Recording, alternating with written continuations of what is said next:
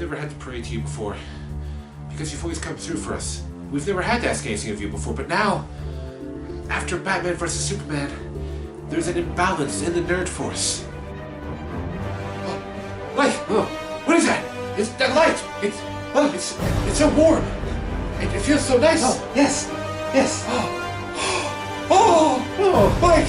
Our prayers have been answered! Oh, yes! Bring your bosom to my bosom! Yes! Our prayers have been answered!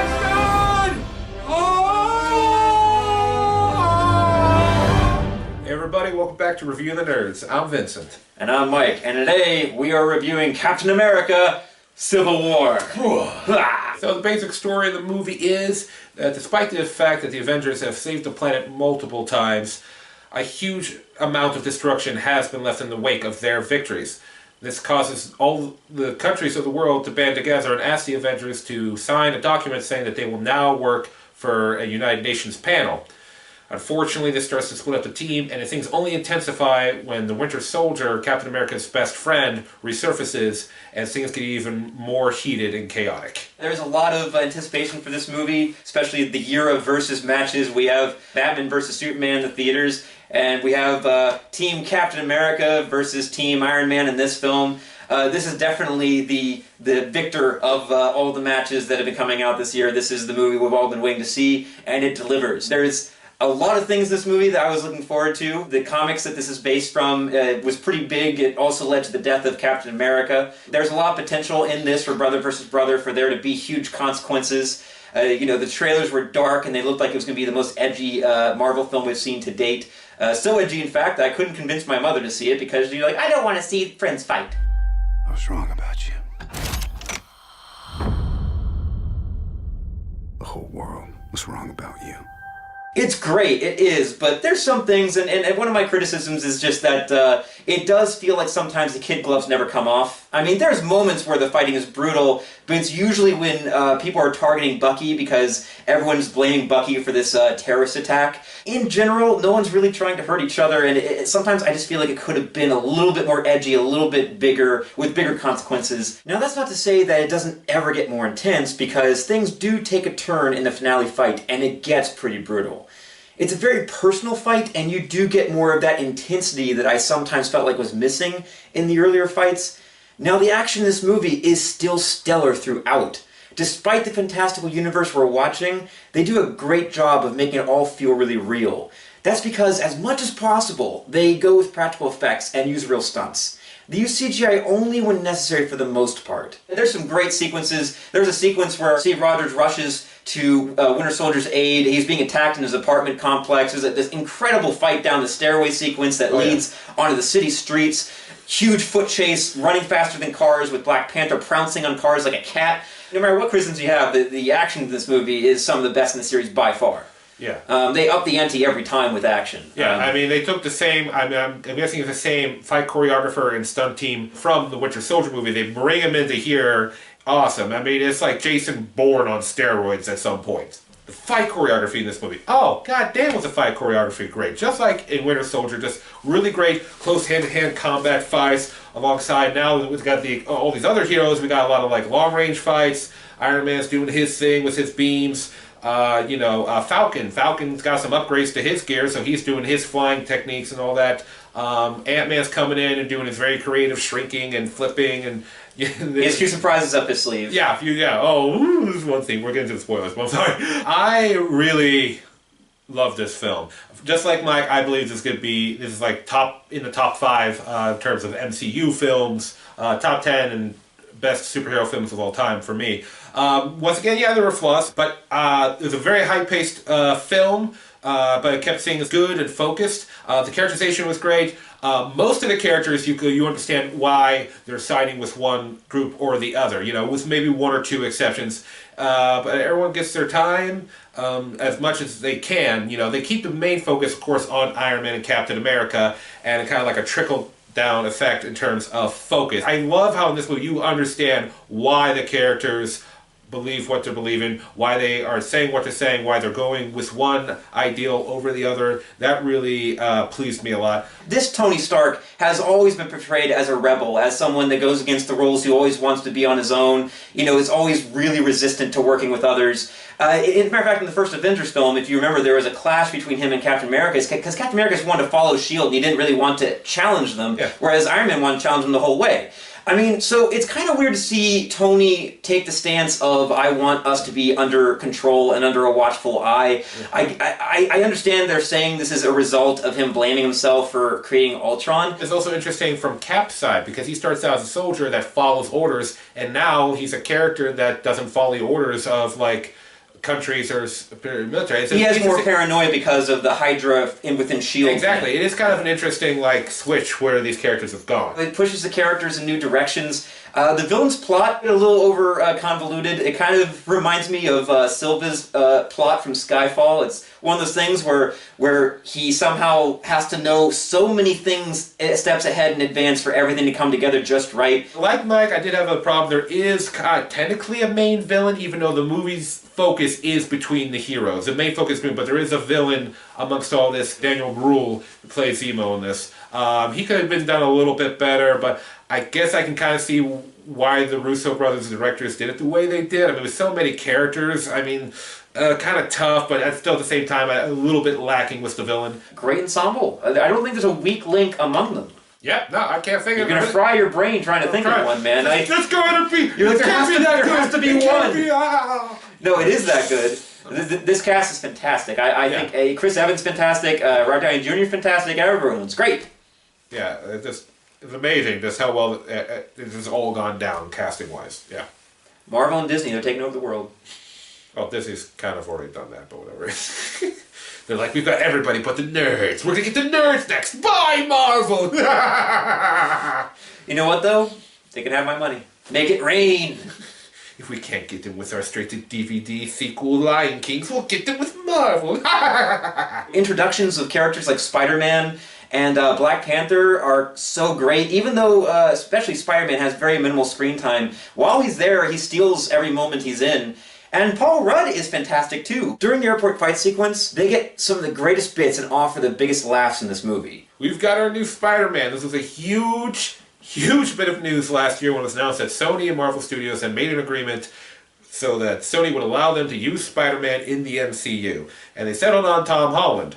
And we've seen a lot of stuff with Tom Holland online, doing like acrobatics, training for his Spider-Man role. And in this movie, Tom, I salute you, man. You did a splendid job. He plays the character so well, and the way they write the character so well. This is the Spider-Man that we haven't gotten. This is the kid. This is the dork that's just a super genius on top of that. And the way he interacts, like, even in the middle of battle, he's starstruck all the time by all these heroes. I mean, he's on Team Iron Man, but he still salutes Captain America, even though he's about to, like, throw down with him.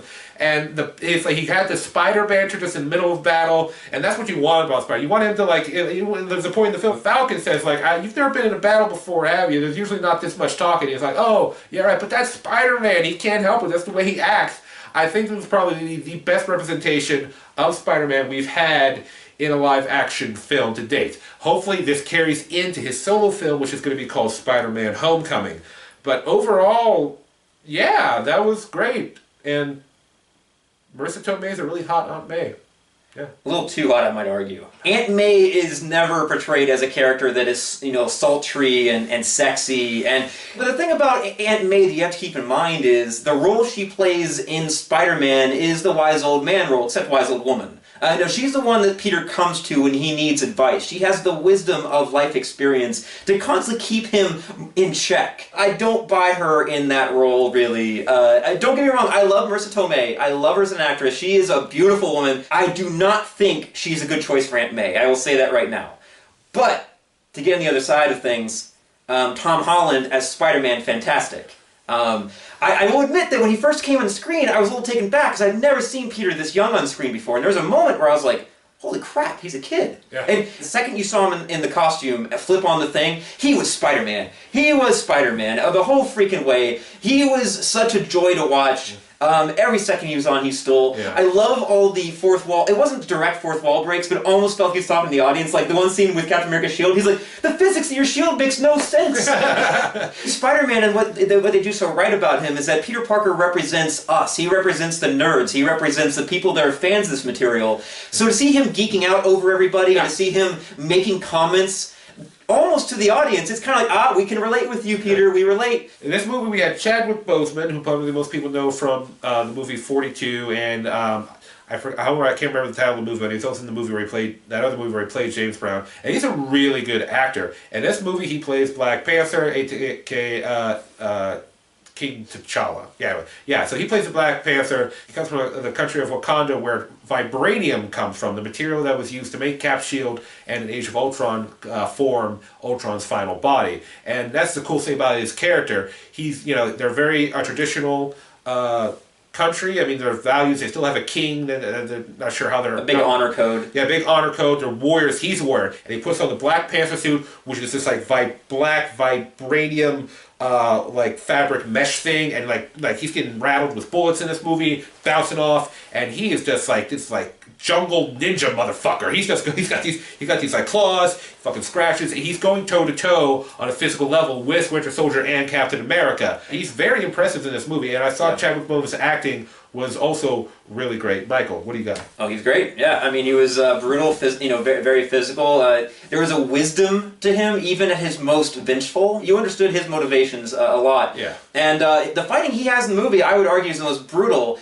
because his intentions are to kill Winter Soldier for vengeance. Whereas no one else in the movie, their intentions are not usually to kill. Their intentions are usually just to hold back. Yeah, to immobilize, disarm, capture... This is a pretty loose adaptation, taking the general idea, but changing the focus.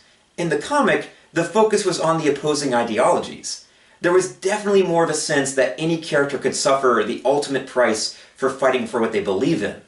This movie waters down that conflict a bit. While that stuff is still there, the focus increasingly changes to Bucky, and he becomes the driving force for the conflict instead of the Accords. The movie shifts from an intellectual conversation that's being played out in fighting to being more of a story about revenge. I understand that the creative team probably felt pressured to find a more personal element for audiences to relate to. This is obviously why you see revenge serve as a motivator for so many action movies. Everyone can get it. It's a smaller and more easily understandable concept than the larger ones that were being explored originally in the movie. Also, they're obviously trying to tie together story threads about Bucky left over from Winter Soldier. So I get it, and it does work on one level. However, I think that something is a little lost from the premise. The Bucky story steals something from what was at the heart of the Civil War storyline. Most of the intellectual ideology confrontation is focused into the first half of the film, and the second half of the film is more about, just this is... two friends who now find themselves on, you're born on this side of the track, so now we hate you now. And it kind of gets to that. And it does, Mike's right, it does help to make a more personal connection and relatability with the characters.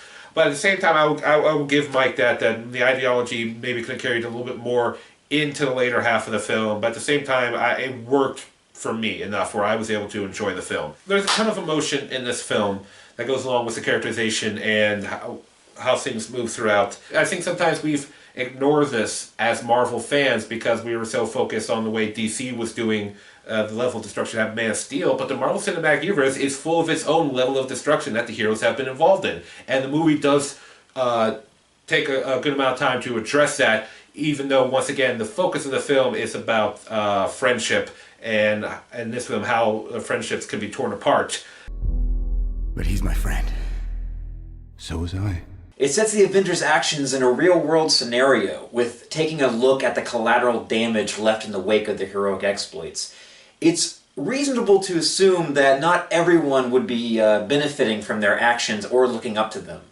It's an interesting debate to have in such a huge summer blockbuster. Anytime a big movie can make you think and function on more than one level, then it elevates itself above the competition. Special effects were pretty damn good. There's only maybe a couple of times where special effects were bothering me a little bit. And there was a lot of moments where it seemed like there was too much Spidey in CGI form. I would like to see a little more physical Tom Holland. The scene where they de-age Robert Downey Jr. to the age he looked in the 80s is so incredibly convincing. They took that Michael Douglas stuff they did in Ant-Man and evolved it. God, man, it is so good. That was probably one of the better special effects in the film. It is right up there with the Ant-Man scene. When I was watching it, I was like, holy shit, they did it again!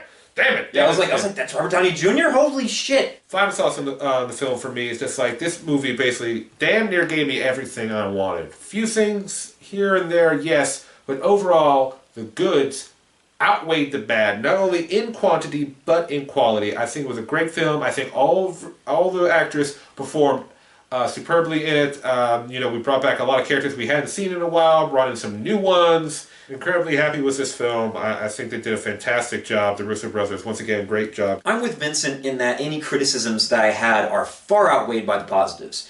If I didn't complain about it, then I loved it. This is a great movie. It offers everything we've grown to love about this series, but with the added bonus of a deeper philosophical commentary. Yeah, maybe having less focus on Bucky and more on the opposing ideologies would have been a better way to go. However, it's hard to really take an issue with that when you're having this much damn fun. Marvel has again shown themselves to be a well-oiled machine. I mean, recommending this movie goes without saying. Alright everybody, thank you so much for watching our review. We hope you really enjoyed it, and if you do, let us know. Give us click a like here. Let us know what you think down in the comments. What you agree, what you disagree. Bring up stuff that we may have forgotten about. And please, like us on Facebook, follow us on Twitter, and subscribe to our channel here. But until next time, I'm Vincent. And I'm Mike. And this has been Review of the Nerds. Catch you next time.